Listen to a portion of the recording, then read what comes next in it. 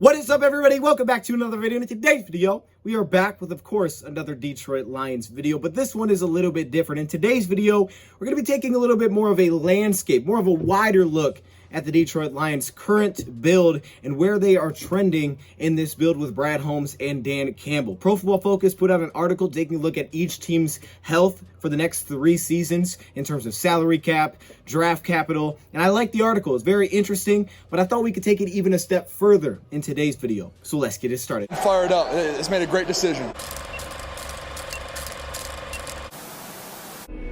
Great teammates, coaches, and other people who want to be Super Bowl champions, and we are. We're going to do it this year. And we're going places, because we want to go places. Touchdown, Detroit Lions!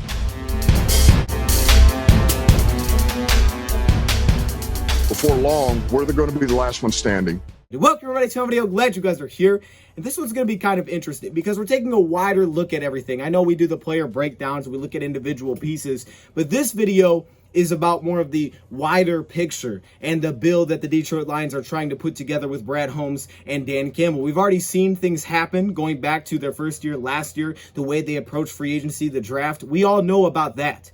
But going forward, how are the Lions currently set up for the next couple of seasons? Not only this year, but also the next upcoming seasons, 2023. 2024. Where's their roster at? Where's their draft capital at? How much money are they going to have to spend? How does that compare amongst other teams in the NFL? Are the Lions doing it the right way? Even though that doesn't seem like a question that maybe can be answered until you see it, because we've seen teams built tons of different ways. But I thought we could take a little bit of a deeper look than even what Pro Football Focus gave us, but build off the base that Pro Football Focus gave us with this article. So I thought this was something interesting that we could go through, we could talk about it, and we could just dive a little bit deeper than maybe even PFF did individually with the Detroit Lions. But credit to Pro Football Focus because, you know, they put their numbers together, they used salary caps from over the cap, and they got numbers for this. They ranked it amongst other teams in the NFL for 2022 through 2024, and they called it each team's health. So basically taking a look at, okay, well, how much draft capital do you have? How much money are you going to have? How many players are under contract? How valuable are those players that are under contract? They try to put numbers to all of that, and while it's not always perfect,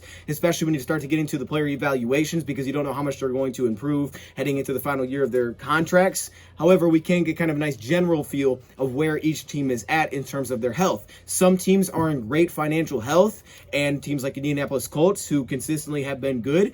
And there's other teams that maybe aren't in great financial health, that are really struggling. Or maybe they're in that kind of Super Bowl window, but financially in terms of health, the upcoming years, their outlook isn't that great, but they're in that kind of Super Bowl window, if you will, where it's like, hey, we got to make this thing happen now. And that's just how they're currently set up. So let's start with what Pro Football Focus put together. Let's go through their categories, and then we'll expand upon those categories with some of the notes that I took, taking a look at the Detroit Lions, not only for this upcoming season. We've talked a lot about 2022, and we will continue to do that heading into the year, and we will a little bit in today's video, but also 2023, 2024. What is the broad look for the Detroit Lions here? Maybe not broad is the right way. What is the wide lens look for the Lions here going forward when you talk about what the Lions are trying to build? We're going to take a look and dive into some stats and take a look at the Lions players under contract for 2023, 2024, what that means in a second. But first, let's go through Pro Football Focus's value chart that they put together when they talk about each team's health from 2022 to 2024. They're trying to take like a wide look at this, and we'll kind of build off of it. So starting off all the way on the left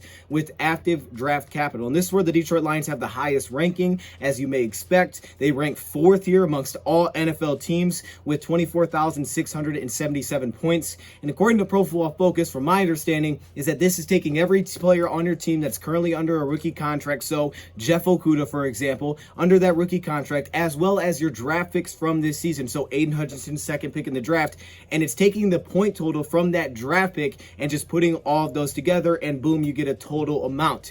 Now, the issue with this, of course, is a guy like Okudah, who hasn't really played a ton. He's missed a lot of time. He was the 3rd pick in the draft, so he's going to have a high score. Now, they're using their draft value chart for this. For example, the top pick in the draft is worth 3,000 points in Trayvon Walker. I think Hutchinson was somewhere, or the second pick was worth somewhere in like 2,600 points. This is obviously easily skewed because of the fact that, you know, it's not like that. The top pick isn't the best player all the time. The 4th pick isn't always better than the 6th pick. So that's why it's skewed, and then you throw in positions to it and all that kind of stuff. However, I think what it does do is just kind of give you a look, a number to kind of see on paper that demonstrates what Brad Holmes set out to do when he got here, which is build through the draft. We talk about building through the draft. What does that mean? It means you need those players to pan out for sure. They have to be successful, but at the same time, it's having those players under rookie contracts into roles on your team. All right, these players that are active into roles. So the Jerry Jacobs, he's a UDFA, but those players that are in active roles on your team, as well as your draft picks and how your roster is constructed with plenty of guys that are under rookie contracts. So I think it just kind of gives you a look at that when you talk about the Lions being fourth. Of course, the benefits are they're much cheaper because of the rookie wage scale. Usually they're a lot cheaper. It just depends on, what you're talking about, what position group you're talking about. Only under the first and second year. They have multiple years left at a low price, and there could be a fifth-year option if they're a top pick. But of course, there's a lot of movement there because of the fact that they're such young players. So that's just the first number to take a look at, but it kind of just represents what Brad Holmes set out to do when he got here, and you can see that now showing up in just terms of the numbers. Now, the next number they have is 2022 through 2024 effective cap space. This one sounds crazy, but it's actually pretty darn simple. From my understanding, basically what they're doing from 2022 to 2024 is they're taking a look at your cap space as a whole. However, they're also adding on the fact that what they're going to do is put your team at 53 players. So, for example, we'll take a look at the Lions roster. They have 50 players currently under contract through 2023 at least. So for that's not 53 players. It's not enough. What they do for this is they say, okay, it's a minimum of $750K to have a guy on that roster next season. So you have 3 spots to fill, $750K times 3, boom. We'll subtract that from, the salary cap that you have, and we'll take it all together, and that's the number you get. And for the Lions, that puts them at 13th in the National Football League. So that's their effective cap space because they're going to have to use some money, they're basically saying, to fill out those roster spots. That number, which is left over the next 3 seasons, to go spend elsewhere. That's what they're saying here. Okay, now obviously it doesn't always work out like not every signing to fill the roster is going to be $750K, but that's what they're saying there. Then you move over to total prorated money. Now, this one is when we start to talk about signing bonuses, but these are basically the players that, like, let's just take a signing bonus, for example. You have a guy that maybe gets a signing bonus, so he's getting that up front, he's getting that in cash. It's like, bam, here you go, that's guaranteed. But for the team, they put it on the books, and they spread it out throughout his contract. So that's what this is. This is where you start to get into the dead money talk. You cut a player before, his time is done. All of a sudden, boom, you have that dead money that pops up. For the Lions, they rank 16th in the National Football League here, according to this chart, with $191 million in that area. I wouldn't say this is a bad thing. It just depends on who you have that money locked up in with. Okay, so it's not really a bad thing. It's just, an example. Lions are right in the middle of the pack. Dead money can be a big issue. We're going to talk about dead money in this for sure because it can kind of tie your hands. But again, at the same time, it's not really a bad thing to have it if it works out with those players. Then you move on to top 51 veteran valuation. This is not taking a look at draft picks. It's just taking a look at your current roster and putting that number value that they're forecasting. Obviously, this can't forecast, if a player improves because they would have to try to do that with every team. And at that point, it's just very difficult. Like, we may believe that Jeff Okudah has a good season this year and he takes a big step forward because he's coming back. But at the same time, PFF can't necessarily use that. Oh, he didn't play last year, so maybe that's not the best example. But something like that, because they can't really do that because they would have to do that with every player, and they don't know. So that's what that is. Again, I don't think that number is super important, but it kind of shows you where it was, like where maybe the value was based on their grades from last year and then putting that number total, for the market. And then finally, you have the 2023 unrestricted free agent valuation. And by the way, it's only taking a look at the top 51 picks, so I want to make that clear. This one, from my understanding, is taking a look at those players that are on the final year of their contract, and they're saying, okay, hey, look, based on what we've seen so far, again, not projecting these players, based on what we've seen so far, this is, kind of the value that they'll get in return all put together. These guys that are set to be up on not under contract next season, $87 million. So the Lions come in 9th here, which I guess can be looked at as a good thing because, like, well, it maybe isn't as expensive to re-sign their players. It's a good side to look at it, as PFF is saying, is like, look, the Lions aren't losing all their production guys after this season, where it's like they have to try to re-sign them. Maybe they won't have the money to do so. They're not losing all the production pieces that they had. The health of a team for a 3-year span, this specifically heading into 2023, are you losing all those people that bring the production to the table for your team and you're trying to fill out every single position? There's not maybe going to be that much combined money from what they've seen so far in those players that are set to have contracts up. Now, the guys that are interesting with situations like this, like a DJ Chark, the Deshaun Elliott, the guys that get a prove-it deal, because if it's like Charles Harris, obviously they were probably projecting one thing last year in this category. Charles Harris takes off, it's a completely different situation because now it's like, well, we didn't project him to get that kind of money. If you look at a Mike Hughes, kind of a similar situation this season. At the same time, PFF then doesn't necessarily believe that they'll get paid more than that because they haven't earned that. So it can be good, can be bad, but that's kind of the value chart that they put together. And it got me to thinking, it got me to diving into this a little bit deeper, because this is something that I want to do anyways, is just kind of take a look at the Detroit Lions future, a little bit of a wider look. We always talk about now, but what about a little bit of the future? And just take a little bit more of a look at the salary cap, what they have, what their draft picks look like, where they could look to go, where they built so far, and just kind of a broad look at all of that. And we can always dive into this deeper if you enjoy. So let me know in the comments. By the way, if you're still watching right now, can we get a comment of like a donut or a hot dog, please? Before you comment, put the picture of the food and then do your comment. That'd be sweet. Anyway, let's do this. So let's take a look at the Detroit Lions players under contract for next season. I may be missing some names here. I apologize. I tried to type them all in, so if I'm missing a few names, I apologize. But I'm not missing any of the big names. And at the same time, I do have the players that are not under contract for 2023. Let's start with a closer future in 2023. Now, 50 players under contract. I don't know the exact rank where that falls in the NFL. I went through each team and see where they rank. So it feels like maybe it's a little bit below league average, maybe about in the middle there, having 50 players under contract. To me, it's not about how many I have under contract, it's who I have under contract, right? We just took a look at how many players the Lions have now under rookie deals, and that's a big part of it. That's how Brad Holmes wants to do it. But if I have 60 players under contract and all of them I believe are not good or they're not cornerstones of the team, that's not beneficial. I just have a whole bunch of dudes under contract that I got to find a way to get rid of. Why? Anchovies!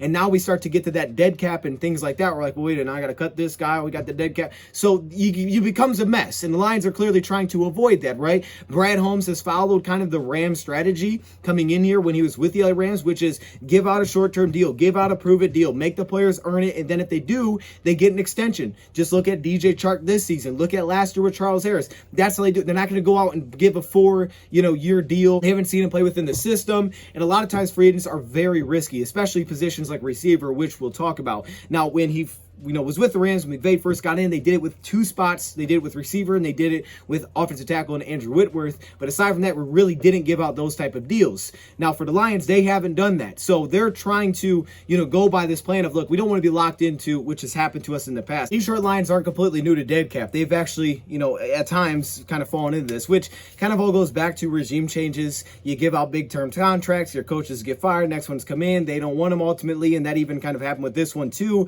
All of a sudden, they get moved on from, whether that's trade or cut. Now you had the dead money that you got to deal with. So, and if you don't know what dead money is, basically it's just a player that's not on your team that you're basically still playing. All right, so the player that's bringing you nothing, but at the same time you're still paying that guy because you basically guaranteed him that money. So we've had to deal with the dead money in the past. And actually, last season, Detroit Lions had like $50 million in dead cap that they were dealing with. 19 of that was because of the Matthew Stafford trade. Justin Coleman was 6 of that. Trufant gave you 6. Jamie Collins gave you almost 6. Jesse James gave you over $4 million. $3 million from Chase Daniel. Christian Jones gave you $2 million. So the Lions had a lot of dead cap last season. They've shown up in a historic list of like, hey, this is one of the highest dead caps. And obviously last season at a time, it was the highest in the NFL. And it doesn't mean you can't win, because we saw the LA Rams, and I didn't realize this. This actually makes it pretty impressive. The LA Rams won the Super Bowl last year with $48 million in dead cap. You can do it, but obviously, they have a really good thing going there in terms of how the roster, even with the dead cap that they had to take on,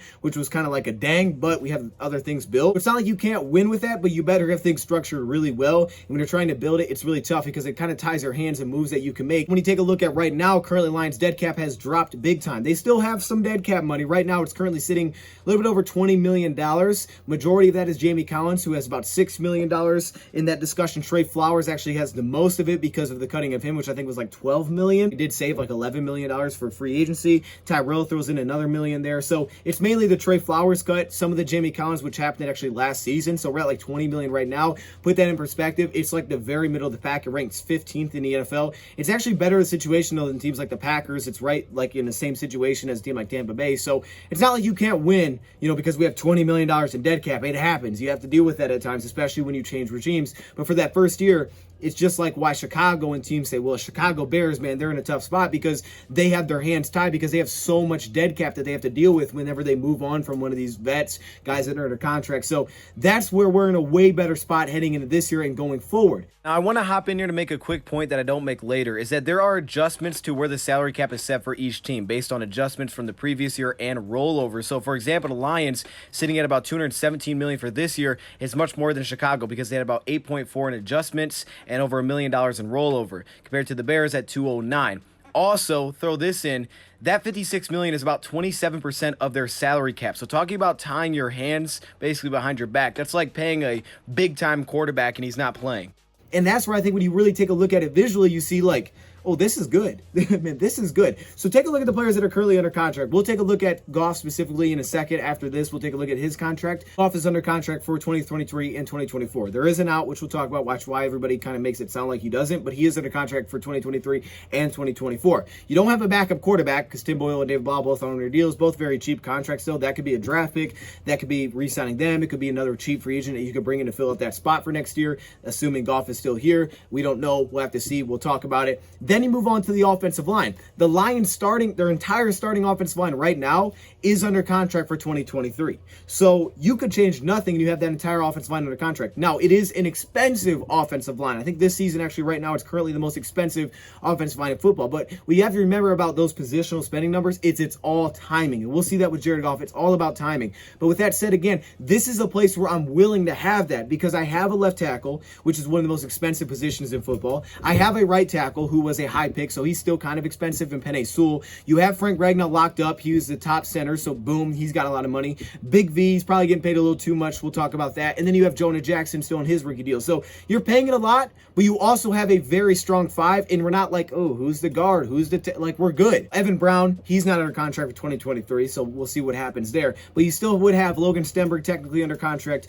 Albina Eze, we'll see if he makes the team. He's UDFA. I put all these little like stars by those guys. Kevin Jarvis out of Michigan State. So those UDFAs would technically still be under contract. They get 3-year contracts, but we don't know if any of them are going to make the team. So you would still technically, without changing anything, have your starting five and a backup guard. Have a guy like Tommy Kramer, who's an exclusive rights free agent, so he's extremely cheap to just re-sign. It'll be like less than $1 million contract to bring him back for another season. So your offensive line is pretty much almost basically set again heading into 2023. When we talk about guys that could make sense for the Lions to cut next year, which would just kind of financially make sense, but we'll have to see how they play. If they ball out, I'm not like opposed to figuring out their contract a different way or just keeping them under their current contract. But one guy, of course, is Big V. Because of Big V's current contract, he's actually ranked 10th in the NFL on a per year basis in terms of how much he's getting paid to play the right guard spot, which, yeah, top 10. You want him to play like top 10 guard, and you could probably argue maybe he hasn't played like that completely yet, but last year was a really good step forward. His big time help for Penei Sewell, now that he's stuck in that position. So when you look at it, you could say, well, yeah, maybe we could just give him a pay cut if he plays again well this year, because I'm not in any rush to move the guy, but he would save you about $7 million cap hit if you cut him, and $3 million in dead cap if you cut him after this year. Not this year, he's here this year, but after this year. So that's an option for the Lions. That would open up, of course, then you need a right guard, save you about $7 million, but then you need a right guard. But at the same time, that could be somewhere he's just like, hey, maybe we just figure out a restructure here, extend it, and we adjust, how much you're getting paid, things like that. You can always make moves to try to lower that cap if he's down with that. Then you move on to tight end. You have TJ Hockenson. This will be his final year because of his 5th year option. You have James Mitchell. Then you have, of course, UDFAs, Derek Deese Jr., Nolan Given, Brock Wright, Shane Zylstra. They're both exclusive rights free agents. So again, those two would be extremely cheap to bring back. So basically your tight end position is, aside from Devin Funchess, basically the exact same as it is this season. So that's pretty much locked up. On the running back, couple changes. Craig Reynolds, not under contract. He's under a cheap 1-year deal for this year. And Jamal Williams, it'll be his 2nd year this year of his 2-year, $8 million deal that he got originally. You'd still have Swift, who'd be heading into the final year of his deal. Then you have Jamar Jefferson, who's still under his rookie deal. Jason Cabinda, who signed a 2-year contract this offseason. And then I also included Bell. I don't know if he'll make the team. I don't really think he will. And also Godwin, not under contract for next year. But Greg Bell's UDFA, so we'll see if he makes it. Technically, again, he'd be under contract. But you still do have 2 backs and your fullback under contract. Now, running back, the good thing here is, we'll talk about this deeper, where the Detroit Lions seem to have holes where it's like, oh, they could use some help, and they're going to have holes. We're talking future years, but it's at positions where it's just not that expensive. Like, simply, it's just really not that expensive to fill those spots versus spots like quarterback, offensive line, defensive line, specifically edge rusher, where it gets very pricey. Lions don't really seem to have those kind of holes there, at least not many. See, that moves you to the receiver position. Again, next year, the Lions would be coming in with Jamison Williams, rookie contract. Amon-Ra St. Brown, rookie contract. So it'll be year 3 for him, year 2 for Jamison. Josh Reynolds, he signed a 2-year deal. Khalif Raymond, he signed a 2-year deal. Quintez Cephas, still under his rookie contract. And then you also have all the UDFAs, Josh Johnson, Corey Sutton, and Khalil Pimpleton. So you still have,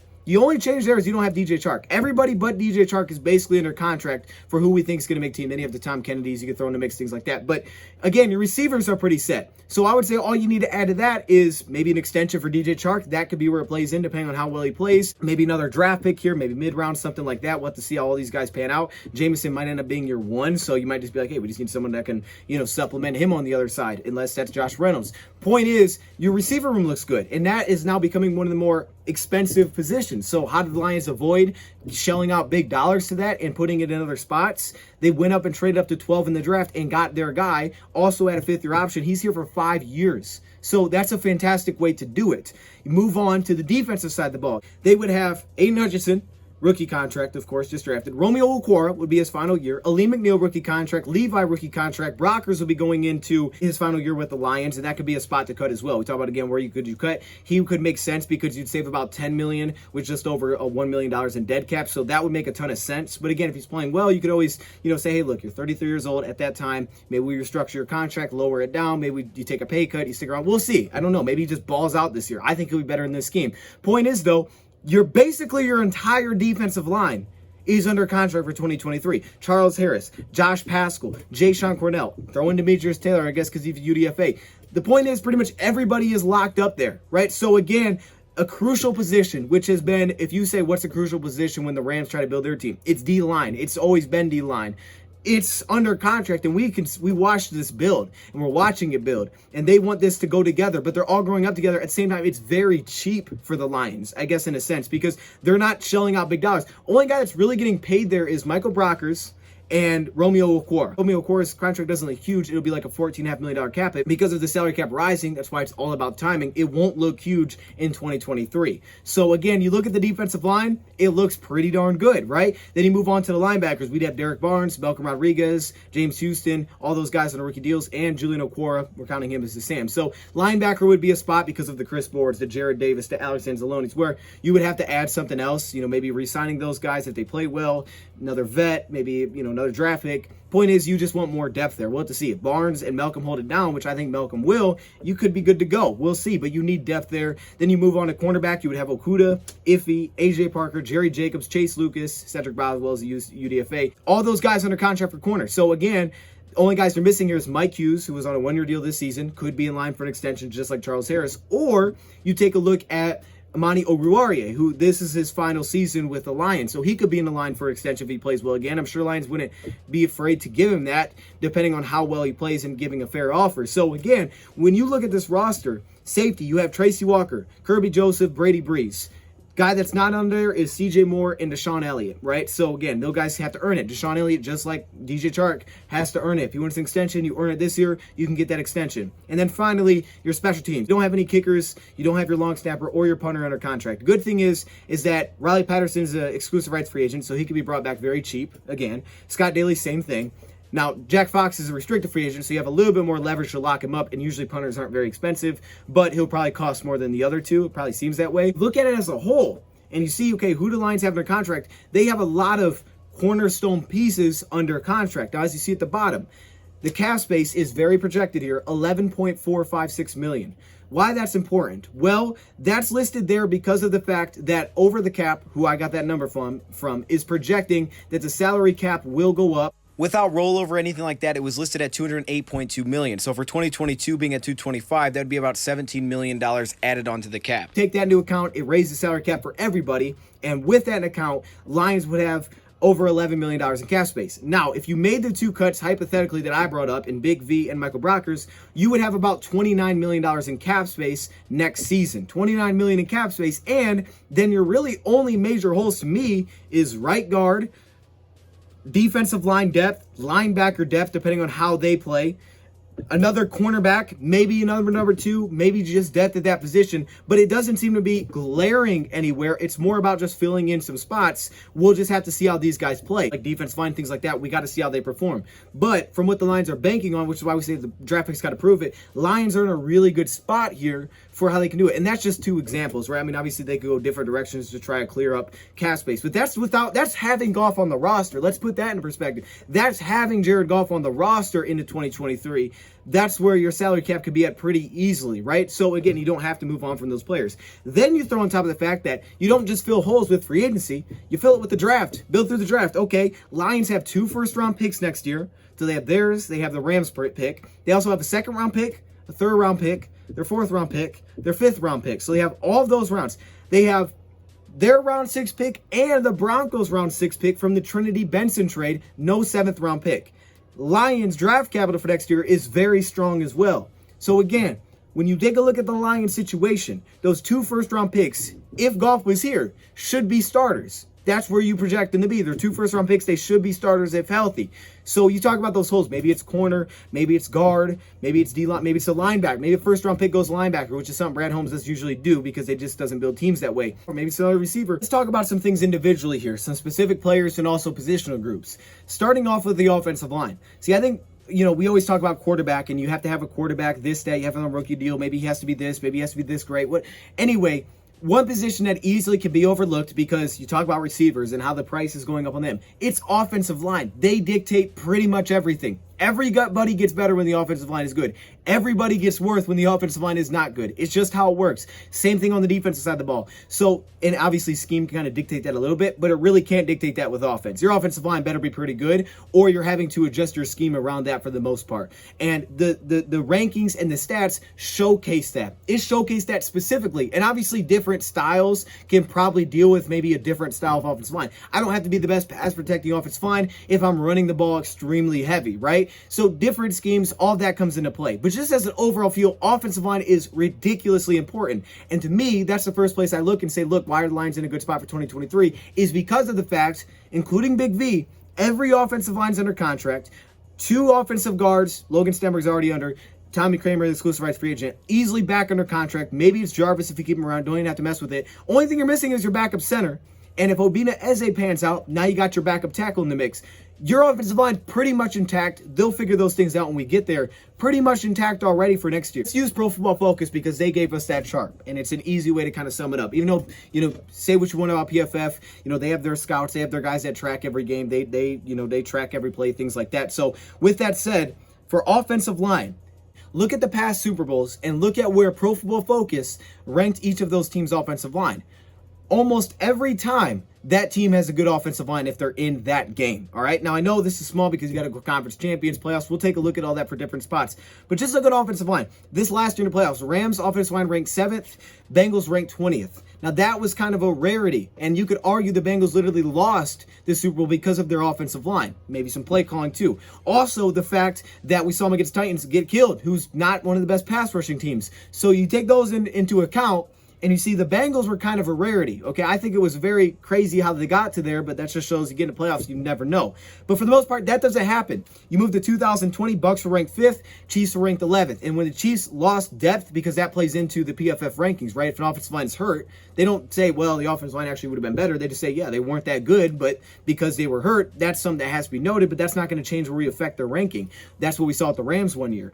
But you see the Chiefs ranked 11th. So 2 highly ranked offensive lines both make the Super Bowl. 2019, 49ers ranked 14th, Chiefs ranked 16th. Both teams in the top half of the league. 2018, Patriots ranked 4th, Rams ranked 6th. That's when Jared Goff was in there. 2017, Eagles ranked 1st, Patriots ranked 3rd. We always talk about the Patriots, how they're all consistent. Offensive line is pretty darn usually consistent with New England and Tom Brady because it has to be. It fits his play style. He needs protection. There you go. Move to 2016. Falcons ranked 6th. Patriots ranked 10th. 2015. Broncos ranked 20th. Panthers ranked 2nd. Most of the time, usually, the offensive lines, you have a great offensive line if you're making it to that big game. You can have outliers, you can have different teams. Most of the time, that's what happens. And I think we directly saw that with Jared Goff and the LA Rams. Take a look with the LA Rams. Now, along with other changes, adding weapons, we'll talk about that as well, how the Lions went about adding their weapons and how that, affects the salary cap.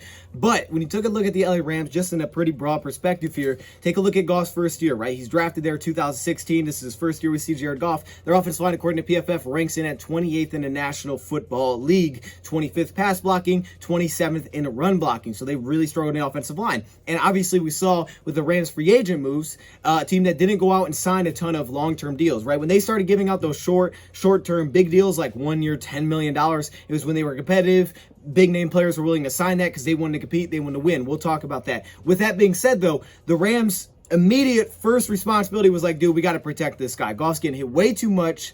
This is our quarterback. We got to protect him. So they go get Andrew Whitworth, add a new center to the mix. They rank 6th in the league in terms of offensive line in the NFL. Obviously, they made a huge transition. Goff was 0-7 his first year. The very second year, they're a playoff team. Along with other things that helped impact that, that's a huge, giant jump. I mean, it was almost as if like you needed a guy that you could rely upon at the tackle position to protect your quarterback was pretty darn important. That's what they fell into an issue with a guy like Greg Robinson, who wasn't really doing that.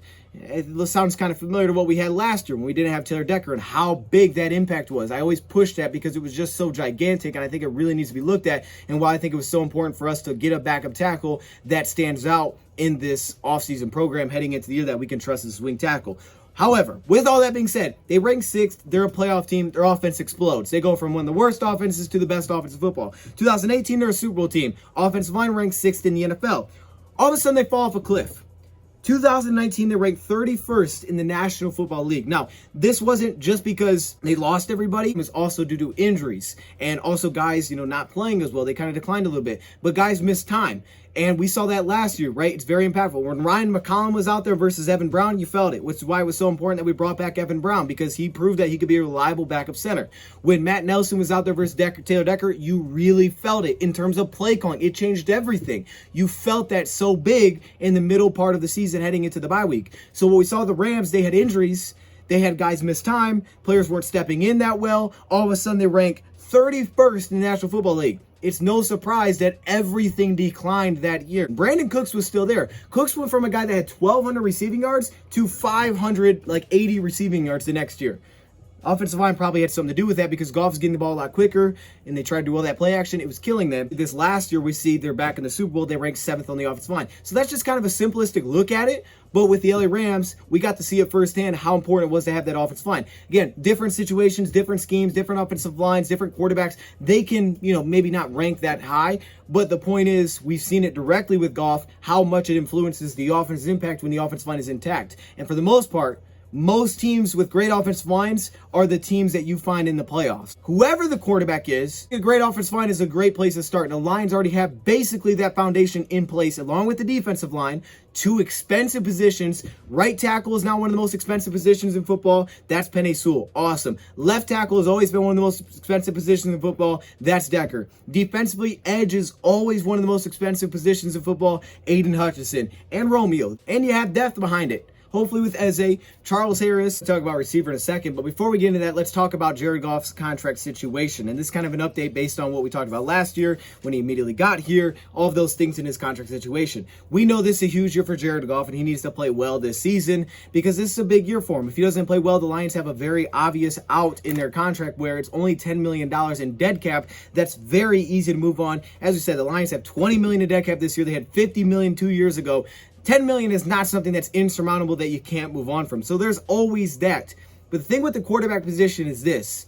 It's pretty darn simple when it talks about finding that franchise quarterback and how can we win. It's not about trying to find the guy on the rookie deal, because you can find sometimes lightning in the bottle and sometimes the timing works out where your team is really good and it's like, oh, we got the, really good quarterback. We somehow hit on it and he's taking it in. It's rare to have that. For every Russell Wilson that you randomly hit on in the 3rd round, you get a guy that, isn't that the Johnny Manziels? When you take a look at the quarterback position, quarterbacks we know are getting paid. The thing is not maybe how much so we're spending on the quarterback Timing is a very big factor. We'll talk about how timing could work out really well here for Jared Goff if he ends up playing well this season and earning to stay on the team. However, there's also the fact that it's more about finding the quarterback that you believe that you can win with based on what we're paying them. And at the same time, we talk about dead cap, avoiding that dead cap, being able to put his supporting cast around that can win those games. That's what it comes down to.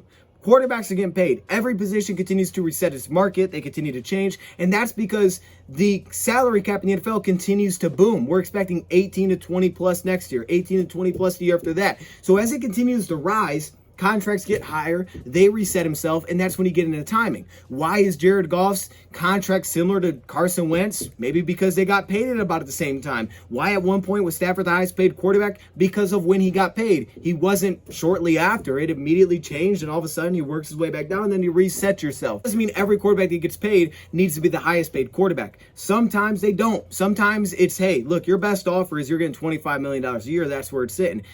And that seems to show up much more often in a situation like this. Goff, when he be going into the 2024 extension, you're pushing up to 30 years old. It's not like he's coming off that rookie deal where he showed a lot of potential. You saw some flashes. Maybe he had some great numbers, and you're like, man, he's hitting his prime. It's a different situation. So they could be looking at, not resetting the market at that time like a Josh Allen or Justin Herbert type of guys will. I don't want to spend a lot of time with this, but the idea that you can't win with a guy that's not on a rookie deal is just absolutely crazy. You can do that if you believe it's the right guy. Coaches have said it, past GMs have said it, past players have said it. It's about finding that guy. It's not about, hey, we got to pay him. It's about, if he's the right guy, you pay that dude and you move on. And you have the money to work with the rest of the roster. While those numbers continue to get bigger, and now we're seeing quarterbacks $50 million a year. At one point, it was $30 million a year. As we see that number rise, the salary cap's rising. So it's basically the same percentage that you're having to work with the rest of the roster. And that's why Goff's contract is interesting to me, which we'll talk about. But I first want to just start with that, make a couple little points. From 2010 to 2020, there were 40 teams that played in the conference championship games.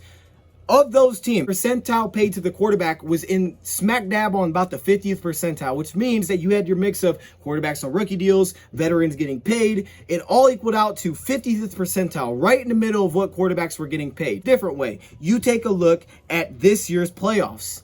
Over half the team in this year's playoffs had their quarterback getting paid in a top 16 salary in the NFL. Over half the teams that were in the playoffs this season. Talk about quarterback, I mean the quarterback positional spending. So that includes, hey, if you're paying your backup quarterback, right? Not just your starter. Of course, we were paying for your backups. Usually the backups aren't getting paid that much. So it includes just the entire spending at that quarterback position, because I think that's all that matters. Plus, if you throw in Philadelphia, that adds another team that I wasn't even including to that mix. If you throw in the fact that Philadelphia, yeah, they're barely paying anything to Jalen Hurts because of his rookie deal. However, they did have a monster dead cap, the Carson Wentz trade. It was gigantic, and they still made the playoffs. Basically like paying Jalen Hurts as one of the top quarterbacks in the NFL and him leading them to the playoffs this past year. So you throw in that mix, and of course, as we said, the Rams had $48 million in dead cap, and they went and won the Super Bowl. So again, just to kind of put into perspective, another way to look at it is from 2013 to 2020, you take a look at all those teams that played in the Super Bowl in that span. 8 of those 16 teams had a quarterback that was getting paid in the top half of the league. We can see here all day talking about numbers and stats and why it doesn't matter if the guy's really on a rookie deal or if it matters if he's one of the top paid quarterbacks in the league, because it all comes down to the fact is that quarterback the guy that you believe in that can take you to where you want to go? But at the same time, then it ties to the fact that you have to be able to build a team around him. If you put a quarterback in a terrible situation as a rookie, you're probably going to get terrible results. That's just what happens. That's why you see a lot of these mid to late first round picks. They can come in like the Patrick Mahomes, and it's like, hey, they're kind of off and running. With that being said, though, you can't chase the salary cap when it comes to a quarterback. I mean, just think about it. If Goff played really well this year, and the Lions wanted to go forward with Jared Goff into 2023, and they're like, hey, this is our Super Bowl window, which we're talking about. You can just restructure the guy's contract. You could restructure it, lower the base salary a little bit, open up even more cap space to go spend with. There's always ways to kind of finagle your way around, but you can't do that if you don't believe that's the guy, because now you're getting that dead money side. We're stuck with this and work out. So it all comes down to just finding the right guy. You can't chase the contracts specifically when it comes to quarterback. It's all about just finding the right player. The metrics haven't, shown that it's, well, you got a younger quarterback, that means you're going to win more often. That hasn't been the case. The Cowboys, they spent 1% of their cap space on Dak Prescott the season that he had 4,900 yards and 30 touchdowns, and they missed the playoffs 2020.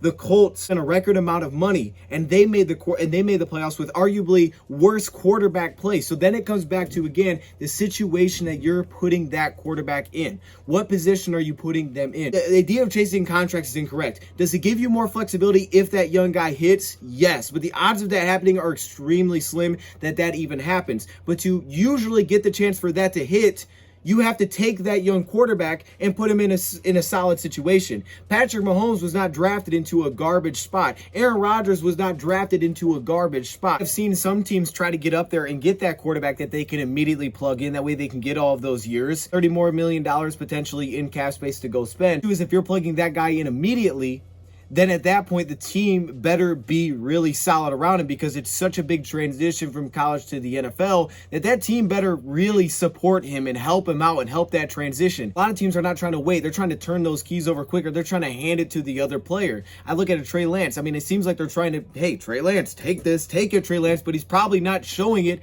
in practice, but they're trying to give it to him because they're trying to get to that spot. Because, of course, the longer you have to sit there and wait, and as they're the backup quarterback, the quicker and smaller that window is of that rookie contract that's so, exciting. And it's like, oh, man, we got to save so much money with this situation. But the issue is that quarterback's not good. You can't hide that. You may have two quarterbacks on the roster while you're trying to build the team up. The fact is you have to have a good supporting cast around the player, and at the same time, that player better be good enough, because you're not going to be able to mask everything of the player unless you're, historically, defense, it's one of the best ever, and you have a great running game. That's happened a couple times in history. The idea that you don't have enough money to work with is, as they would say, a cop-out, that you don't have enough money to work with. Either one, you don't have the right quarterback, or number two, you didn't build a team around the quarterback. It's only those two things. Either you don't have the right quarterback, or you didn't build a team around him. Unless you're doing something dumb and you're giving a quarterback $100 million a year and you're like taking up 40% of your cap, that should not be the case. It's those two things. You don't have the right quarterback, or you didn't build a team around him, and that involves staff and everything like that. That's what it comes down to. That being said, we understand that Jared Goff has a very big season this year. He needs to earn it, right? He needs to prove it if you're going to keep him to 2023, 2024, the 2 years that he's under contract. If he wants to possibly earn an extension down the road for the Detroit Lions, if he wants to be the Lions quarterback, he needs to play well. We know this season. I think it all ties together as to why the Detroit Lions decided, yeah, we're going to keep Jared Goff for this season, beyond just, yeah, he has an opportunity to prove himself, but also if you're going to be an intriguing landing spot to free agents, if you're going to be that team that becomes that competitive team like the LA Rams were in 2017, where they started attracting those types of free agents, where they possibly have the opportunity to go make some big trades, sign these one-year monster deals, you have to be a competitive team. And Jared Goff can get you there just like he did with the LA Rams. You have the team, you have the potential to do that. So it all makes sense. But I think it's very interesting when you start to really dive into the specifics and the contract numbers of Jared Goff's contract, because if he plays well this year, the Lions decide to keep him in 2023, 2024. Doesn't mean they can't draft a quarterback for him. Doesn't mean they can't draft a backup quarterback, someone to compete,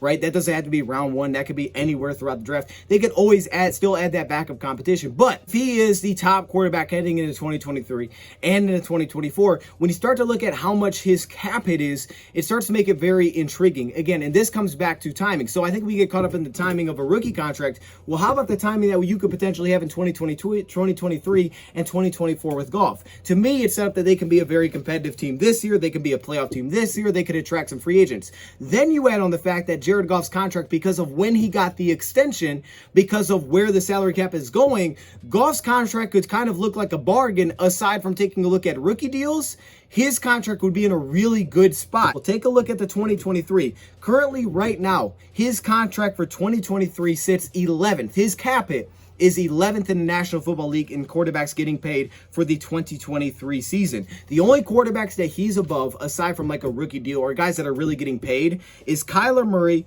Russell Wilson, Carson Wentz, and Matthew Stafford. There are guys that could be getting extension, which continues to push that number down the list. And then you look at 2024, again, his cap hit is very similar. It's in about that $31 million range. It'll be about $30 million, a little over $30 million for 2023. For 2024, that cap hit bumps a tad to like $31 million, again, it's because, again, of the contract that the Rams decide to give him. Well, in 2024, it becomes very interesting. If you look at it now, yes, it's 8th in the NFL. That will not hold up. The reason that will not hold up is because of guys getting extensions. The only quarterback at that time that he is getting paid right now, more in terms of cap it, is Carson Wentz. That's it. Reason being, it's this very similar contract to Carson Wentz, like a couple $1 million difference. The reason he's above Carson Wentz because they got paid at about the exact same time. That's the only quarterback that he's above in terms of, you're talking about guys that are really getting paid for that 2024 season. Then once you start to get these extensions coming into 2023, 2024, now Jared Goff, all of a sudden his contract starts to look like a bargain contract where if he earns it, now, yeah, it's getting more than, what the rookie deals are, but it's in a really good spot. It potentially frees you up 15, 20 million extra dollars than some of these high paid quarterback extensions are going to be. We're expecting that these new TV deals that the NFL is giving is going to bump it 15, 20 million dollars per year in 2023 and 2024. So because of that, just take a look at what we're already starting to see. This will continue because this is always how it goes with quarterbacks. They reset the market. Take a look at Deshaun Watson. His cap hit is $55 million. $55 million. No, I'm not saying that every quarterback that gets an extension is going to hit that mark, but that's where it's trending. Russell Wilson says he wants $50 million per year. 2023, he's got a $27 million cap hit, and then 2024, his contract is up. So then you're looking at that extension and how high could that number get? They're talking 50 million. So his 50 million versus a Jared Goff potential 30 million. And there's also obviously the restructure potential as well. Like in 2023, you could potentially restructure Goff. Now that doesn't mean extending him. That means you could possibly lower some of that base salary. That's about 20 million. Put some guarantees there. Puts a little bit more guarantees on 2024. And then of course, if you want to do that in 2024, you'd have to extend the guy and try to relay out the contract or like add void years to his deal. Kyler Murray, right? He's under contract for 2023. He's due about 30 million, but in 2024, he's an unrestricted free agent. So again, he's in line for that big deal. Lamar Jackson, he's not even under contract in 2023. He's going to get paid. Dak Prescott, $49 million cap hit in 2023. So what's going to end up happening is when you look at these contracts, if Goff is here in 2024, under his current contract, he's going to be like the lowest paid quarterback that's actually paid. Not on a rookie deal, not on a, well, he might be our, kind of stopgap, like that's actually got paid at one point. He's going to be the lowest paid quarterback of all of them, unless someone, sets up their contract a certain way. For the most part, he's going to be the lowest paid. That's what's going to happen in 2024 with Goff if he was still here. And you'd have guys $20+ million more in terms of cap hit. Me, an early way, just looking way out. If they do decide to go get a quarterback, I think it makes sense that what would probably end up happening if Goff will do well this year, I believe they'll be competitive this year. They'll be a playoff type team this year. And if the Lions do want to add a quarterback, it would be via the draft, and it would probably be a third round pick, like the Titans did with, their quarterback Malik Willis, or with Matt Corral in Carolina. It could be something like that because Jared Goff is not at the age, and he wouldn't be after this year, where it's like, okay, Joe Flacco, right? Hey, we drafted Lamar Jackson. We know Lamar's taking over in round one eventually. It's just when. And then Joe Flacco, he goes down and all of a sudden it's like, all right, we're good to go. Goff's not really in that age. So to me, just because a guy has an out doesn't mean like, oh, hey, we just use his out. We cut him and there we go. We're good to go.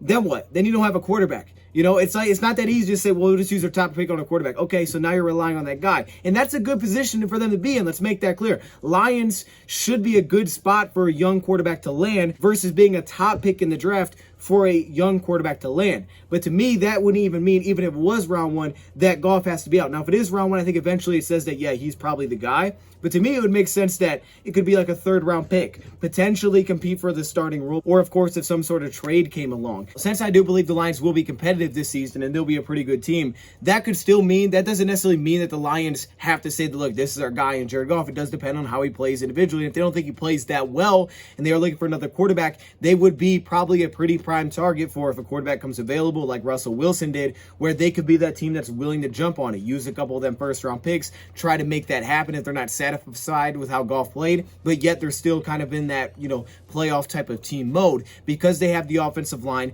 because they would have probably draft capital that a lot of teams don't have, and they don't have a monster dead cap with Jared Goff where it's a really big pain for them to try to move him. At very worst, they could just cut the guy. So I think because of that flexibility, trading for a quarterback also comes into play. But the foundation is built, which is exactly what the Lions needed to learn from their past mistakes, is we have to build around the quarterback We have to find a way to build a team around the quarterback and focus on that. Because of the fact that the salary cap continues to go up, which is why these quarterback contracts will go up, Jared Goff's won't for 2023 and 2024. So if he can prove that he's that guy, you're looking at a massive save that the Lions have for those 2 seasons, which opens up a big amount of cash for 2023 and 2024 that you can give out for those potential short-term, big-time free agents you could bring in because of all these extensions. And now you're looking at potentially saving $20 million in cap space versus all the other guys that are getting paid. You start to throw that money to free agents, now you free up a lot. So there is a potential window that's being overlooked because we talk about he has to earn it. What if he does? What if he balls out this year in this new system? And like Ben Johnson says, we want him to have the best year of his career. What if he does that? Now, all of a sudden, you're saving about $20 potentially plus million in cap space from everybody else that's getting paid for 2023 and 2024 that you have to spend on free agents that other teams have to try to make it work. Jared Goff, his impact for what over the cap is projecting, which could be low. They're projecting it goes to $225 million in 2023 and $256 million in 2024. They could be low there. That could go even higher than that. That could be even higher in 2023. But let's just take their numbers. Let's play the safe route. That would mean that Jared Goff takes up 13.6% of the Detroit Lions roster in 2023 and 12.4% of the roster in 2024 with his cap hit. How about we compare that to Deshaun Watson? What Deshaun Watson just got paid, he is taking up, with those same numbers, 24.4% of the Browns cap space and 21.5% of the Browns cap space in 2024. He's taking up a quarter of their cap. That's your Super Bowl window with Jared Goff.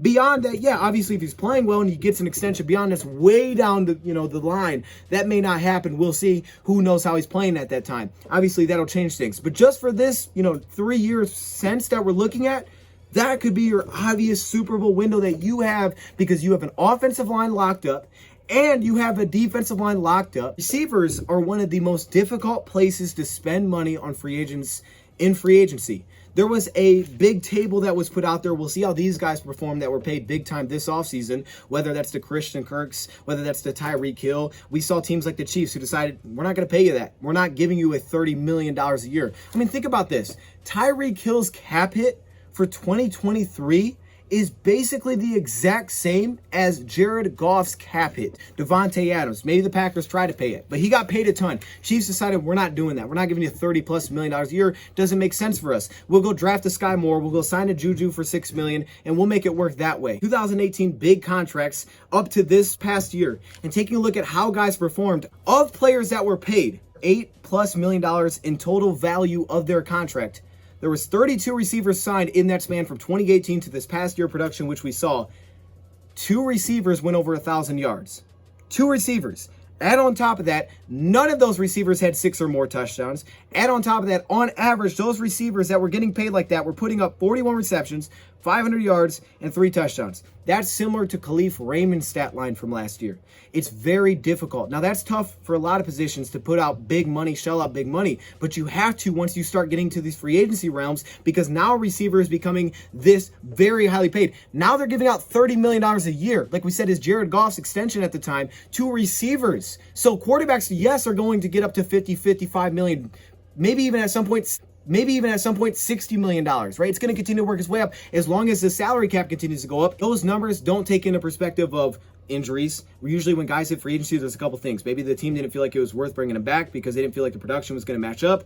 There could have been injury history there. What age also comes into factor. So those usually are those 3 factors when the guys become free agents, which is why the Lions decided to pass up on doing that. It can work out. We've seen it a couple times work out, but those guys that hit 1,000 yards haven't really hit that since. They've gotten paid that big money, which was Robbie Anderson. They haven't hit those kind of benchmarks since that time, John Brown. Stats don't show the impact of a player in terms of how does he affect defense, how does he open up players, because that's really all that matters, right? You will get a big-time outside receiver. Maybe that opens up that slot receiver to have a huge year, which that stat doesn't represent, but he really did. For example, I look at St. Brown. St. Brown was really good all year, but he exploded when Ben Johnson took over and started to find a way to get him involved because he was the guy, but also when you got Josh Reynolds and he started to become a threat on the outside. All of a sudden, St. Brown's breaking records with consecutive games of 8+ receptions, going over 100 yards over and over, having a touchdown in every single game after, once you go to Minnesota, which was our first win. After that, he had a touchdown in every single game but one. He took off.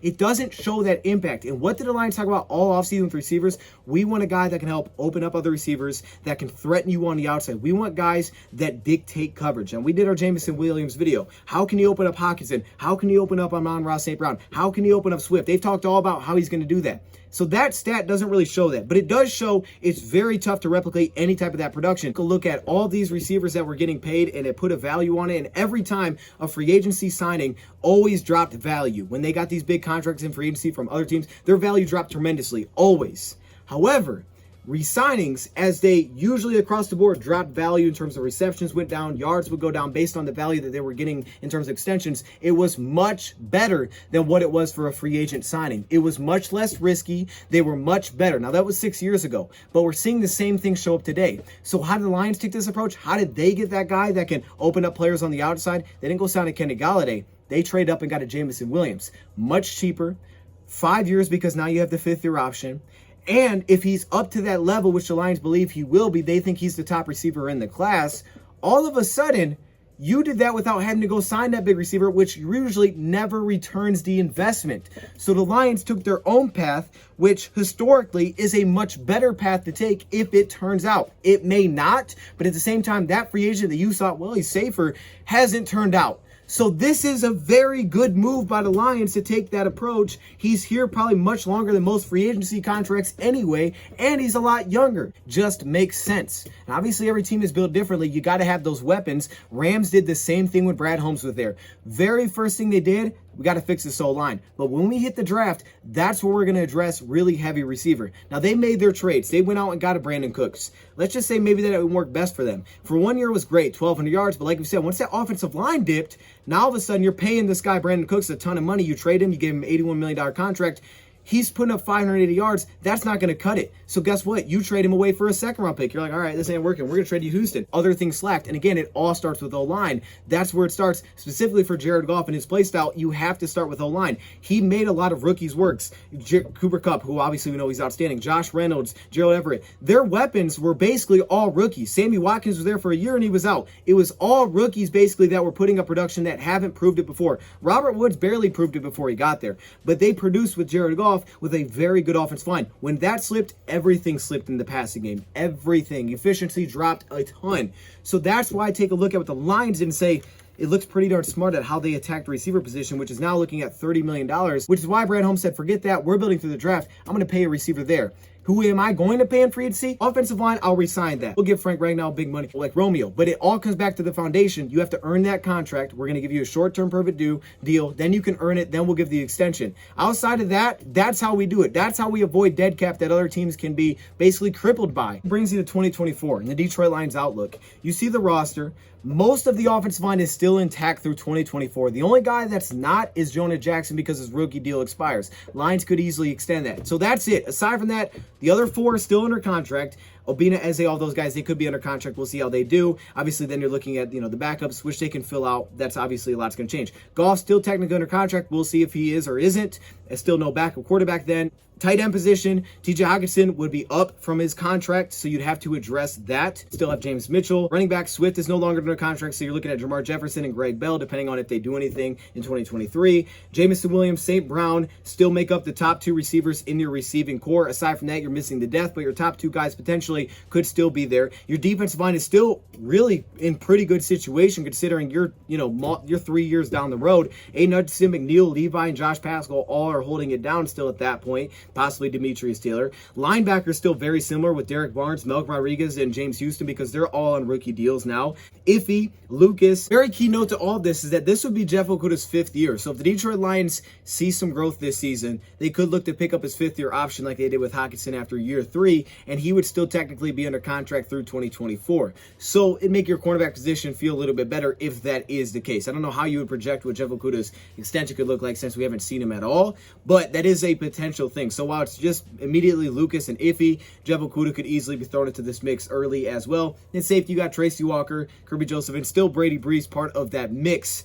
And then you go to special teams, like we said, we would have to fill that back out. I did add the bottom, some of those names, T. Jackson, Jonah Jackson, DeAndre Swift, maybe some of the range they could fall in terms of cap space, just to maybe give you an idea. I could see Hockenson being around the $15 million per year mark. We're not sure if they're going to do it. I think this is a big year to see how well James Mitchell kind of fills into that role if he's needed to. I do think they are intrigued in re-signing a guy like Hockenson. It's just about him staying on the field consistently and limiting some of those penalties. Jonah Jackson, maybe the $11 to $12 million per year range. I would put him in like the top 10 right now as of guards. That could be a little bit lower by the time we get to that potential spot. But at the same time, it seems like teams, this kind of a middle of the pack and positional spending as guard. Teams seem to move guards a lot.